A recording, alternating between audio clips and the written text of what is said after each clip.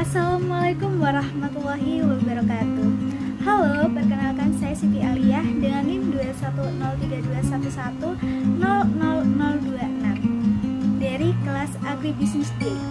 Di sini saya akan menjelaskan tentang sifat biologi tanah yang terdiri dari bahan organik, mikrofauna dan makrofauna, bakteri dan fungsi tanah dalam mata kuliah Dasar-dasar ilmu tanah.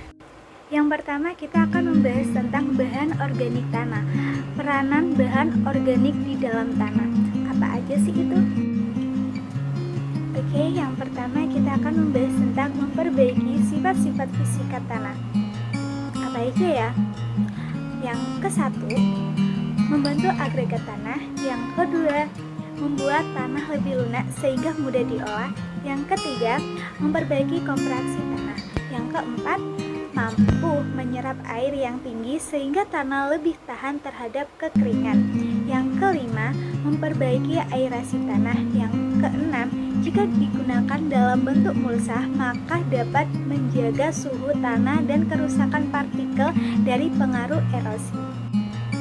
Baik, selanjutnya kita akan membahas tentang memperbaiki sifat-sifat kimia tanah. Apa aja sih? Yang pertama, sebagai sumber unsur hara atau nutrisi. Yang kedua, dapat menetralkan keasaman dan kebasahan tanah. Yang ketiga, meningkatkan KTK tanah. Dan yang keempat, meningkatkan ketersediaan hara. Selanjutnya, kita akan membahas tentang memperbaiki sifat-sifat biologi tanah. Yang pertama, sebagai sumber energi bagi jasad hidup tanah.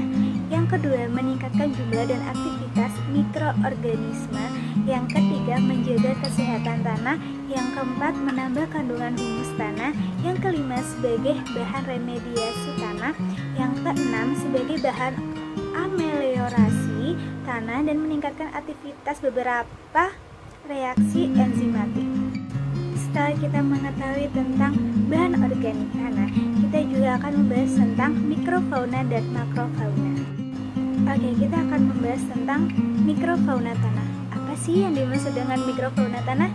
Mikrofauna tanah adalah hewan yang mempunyai ukuran tubuhnya berkisar dari 0,2 mm, contohnya protozoa, nematoda yang menjadi mikropredator bagi mikroorganisme lain serta menjadi parasit pada tanaman.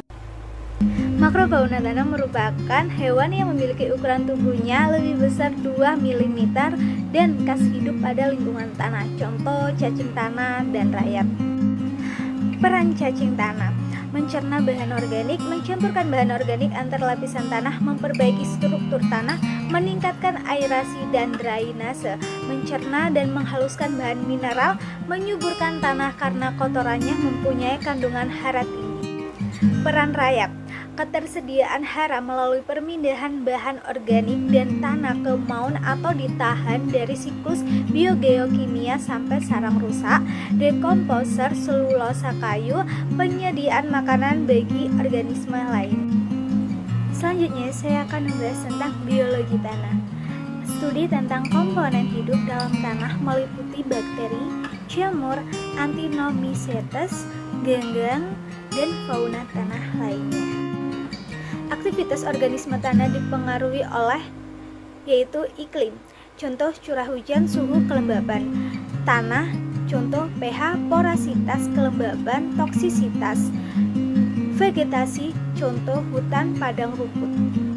Tekstur mempengaruhi laju infiltrasi, permeabilitas, dan kapasitas tanah menahan air. Selanjutnya, agregasi dan struktur. Agregasi diawali mikroba ditambah akar menghasilkan filamen dan polisakarida lalu bergabung dengan liat membentuk kompleks mineral organik, berperan terhadap pengolahan tanah, jerapan kation. Pori dan biji tanah berperan terhadap penggerakan air dan udara dalam tanah dan ruang bagi organisme tanah. Selanjutnya, air tanah berperan dalam pertukaran udara dan reaksi kimia tanah. Aerasi tanah bergantung tekstur, pori, dan air tanah. pH tanah kaitannya dengan sumber energi yang digunakan, contoh bakteri, pereduksi sulfat atau oksidasi besi. KTA KTK tanah kaitannya dengan sumber hara yang digunakan oleh organisme tanah. Terima kasih. Jika ada salah kata mohon maaf. Wassalamualaikum warahmatullahi wabarakatuh.